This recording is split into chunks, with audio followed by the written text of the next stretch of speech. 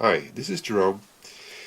I want to give you some first impressions of the Panasonic LX100 that I recently got. I know a lot of you are looking out for this camera, for information about this camera. Um, so I'm going to give you some hands-on information. It's going to be very personal, very limited. I only had the camera for a couple of days, um, but I hope it's going to be useful for if you're deciding if you want to buy this camera or not. Um, there's a lot of reviews out there already on the internet. There's a 45-minute review by a German guy in English who has a lot of information, goes through all the menus. Um, there's a lot of written reviews already, so I don't want to, do things double and tell you things that you already may know. So, where do I come from? Yeah, the most. I have some cameras here in front of me that I've been using. I like to pretend that I'm a professional photographer, but I'm not. I have the 1D Mark III and some different lenses. This is the lens that I still use quite a lot for making photos of my son and other children. Uh, Very nice, sharp lens. This is a tank, very good until ISO 1600. Very fast. Um, this was my first important small camera, the Ricoh GX100. I'm still holding on to it. I even bought some new batteries for it recently. It is slow, noisy also. Uh, I'm only using this as ISO 80, so it's limited. I use it mostly for landscapes, for micro photography. I have a nice wide angle lens for it. A lot of accessories that I bought secondhand. It has a hotshoe, so it allows you to do things with the flash. There's a pop-in flash also, and fits easily in a pouch to the waist. And I'm actually doing that the same with my other small cameras. Um, the G12, which I've been using ever since I got this, I haven't used the GX100 that much. It does much better photography, filming. It has a nice pop-out screen. This is really the best that you can have. Um, the direct competitors of the LX100, they have these pop-up screens for selfies, but you can use this for selfies, but you can use this under much more difficult angles up and down. Canon, since the G12, Canon hasn't made this kind of flexible screen anymore, as far as I know. So this camera I've been using it for filming, although it's not so good at that. It doesn't do autofocus. And also for off-camera flash, I've been using this quite a lot. Get very nice studio type of results using different flashes. A lot of manual control. I've been also always using the ISO, changing the ISO a lot. Very nice camera, but it has a dent on the lens or a scratch on the lens, so that is something that maybe decide to get a replacement, especially also because I'm expecting a baby girl soon, and I want to be completely ready for that. So the LX100. What is my first impression? It's very good to hold. I like all the manual controls. I'm not going to explain it out too much because there's already a lot of tutorials also on the Panasonic YouTube channel. So things that I haven't really seen in other views. For starters, is the lens cap. The lens cap is really something that I don't like. The GX100. It's a little bit smarter than the GX100 because when it comes out, the lens cap also moves out. If you do that with the GX100, it tries to push out the lens cap, and of course it doesn't, and then it gives up. It says remove lens cap. So it's a little bit the LX100 is a little bit smarter than that, but there is an accessory mentioned when you open the box that with a special lens cap that can be screwed to the outer ring here, and it will pop open. I really want that accessory badly, but you cannot order it yet. So until I have that accessory, I wish they just would have put it in the box. I have to live with this lens cap and put it in my pocket and hope I don't lose it.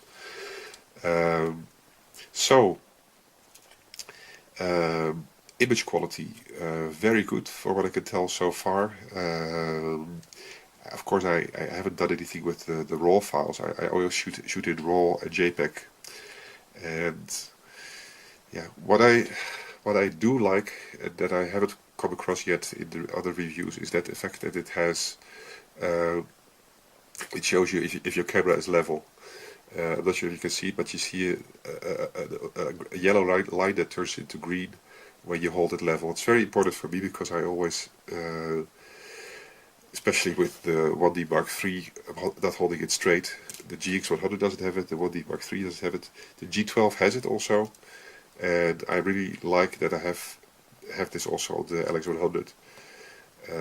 Because I forgot to look actually to check if this was available before buying, but it does have it. The controls, I already said, is very nice. Changing the ISO, I used to do a lot. I'm sort of trusting on the auto ISO. I've set it up to a maximum of 1600 ISO. And that looks very, very good. It almost looks as good as the 1600 ISO on the 1D Mark III. Of course, not quite. It's a little bit noisier, but yeah, from what I can tell right now, it's quite up to the task. What I've also tried already is flashes, but I will come to that in a minute. One of the things that I was worrying about a lot in the beginning, and so I want to focus on that now, is the fact that it doesn't have a pop-out screen, and I like making photos under difficult angles. So then I realized that the LX100 has Wi-Fi control, and at the moment I actually have my KitKat Acer E700 smartphone. So it allows me to take photos. This screen, I can hold it close to the camera while I'm taking photos, but of course I can also be on the other side of the room, or I can make photos of my family, myself, being out there. Let me, I turn the sound off so you don't see that I'm taking photos right now, but I mean, this is not unique for the LX100. Other Panasonic cameras have this also, but it works very nicely. Also with filming, it allows you to film. And I must say, I've read reviews about the camera app.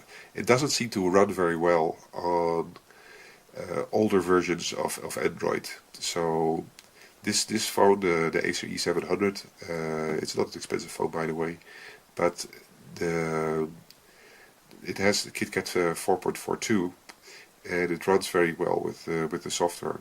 Also note that to have the camera controlled by the phone, you don't need a wireless access point. So this works inside the house, but it also works when you're out in the open. You have to note that if you're using the phone, at least I haven't found another way around it, you cannot use your 3G connection. But instead of a phone, you could also use a tablet. So if you have a quite recent tablet, you could also use that instead to control the camera. It gives you a even bigger screen, of course. I haven't tried it with any of my tablets, but there's no reason why it should not. It just uses Wi-Fi. So yeah, very good control with the with the remote control. I'm very happy about that. Makes it flexible. With the G12, I used to have this cable cord. Also worked very well for shooting HDR photos, or yeah, long shutter speed photos, but I don't need that. So the bag that you see here, first of all, I don't like hanging the camera around my neck. I mean, of course, the 1D Mark III you have to do that, but you know, I have to carry my son around sometimes. I don't want to have this be in between my child and myself. So I don't want to put this in front of me. I don't want to have this hanging around dangling around my neck. So I just use this like a small point and shoot camera. This is actually the strap from the GX100, which is also designed to be a point and shoot camera. And this is a bag that I used for the G12. I had to take out some little things like this thing that is for the G12. But yeah, this is the LX100. Just fits easily in a pouch. This goes around the belt. So this works for me. It's not a small camera, and compared to the G12, it has of course some more things sticking out.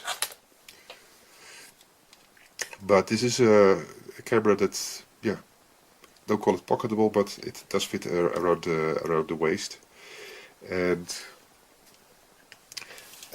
so I'm happy with that. I'm very happy. This, by the way, is a bag. I'm not sure where I bought it. It says KTA DP415 KTbags.com with a dash in the middle. So this is big enough. Yeah, I want to round it up with some impressions. Of course, the image quality, like I said, is very good. I use it up to ISO 1600. I've also tried using the flash. Of course, I have all my Canon gear, the Canon speed lights and the infrared remote control, the ST-E2, and the results with that, I'm not gonna actually shoot it, but the results with that are a little bit mixed. I like shooting with off-camera flash, so not a flash on top of the camera, but from different angles, so you get more depth into the subject. It works, but not all the time. With the G12, I always get very good control of the off-camera flashes. Of course, everything is Canon. I cannot say that everything works as smoothly with the Canon gear mixes very smoothly together with the Panasonic LX100. So I'm still looking around what is going to be the best solution for that, and I will post a video if once I found the solution. Of course, the LX100 is very similar to the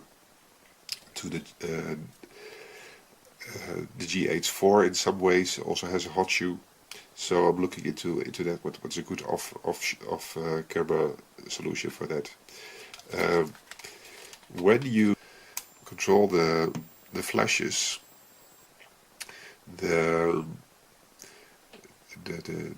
Canon says that it's controlled under TTL, so it doesn't have the ETTL control that you have if you use a camera like the G12. And my other problem is that even if I put the speed to 1/60th of a second, the flash doesn't work every time. It works like 1 out of 5 times that actually will flash, and that's even in the same room. And the control of the strength of the light is not very accurate. So, like I said, I'm gonna try to find a solution for doing off-camera flash. For now, it's not so important for me because I'm not going to use flash very much with the new baby, because babies cannot handle flash. So it's not that important for now, but I will follow up on that. One final thing that what's important for me to know is that you can have this opens, the battery cap opens, so that means that you can put an external power instead of the camera, so you can do very long shots. Panasonic is of course very good, much better than Canon. You all kind of filming options, and one of the things that you can do out of the box is do stop motion animation. Your stop motion animation is just a feature. So if you really want to have a situation also for extended time-lapse shots. I've done those already, as you can see in my YouTube channel. If you want to do a long time-lapse shot where you don't want to remove the camera from the tripod, this is it's very nice that you have the option to put an external block. I'm going to order that. They're not so expensive if you don't buy the Panasonic. One last thing that I almost forgot to mention is a feature or a bug that has to do with flash. The feature is that if you have the sound off, the camera sound off, it's called silent mode, is on, the flash will not activate. So you see the little flash icon here with a bar through it. So I have an FN button assigned to silent mode on off. Now I turn the silent mode off, so the sound is on, and now the flash will work. So now I can make use the flash. So when I turn it back on, the silent mode or the sound off, it will not work. So yeah, this is firmware version 1.0. It's probably going to be resolved. Nothing to worry about. But if you run into it like me, you might want to figure this out. Hope this has been useful to you. If you like this video, give it a thumbs up. Subscribe to my channel if you want to see more about the LX100. Thanks for your attention. Cheers.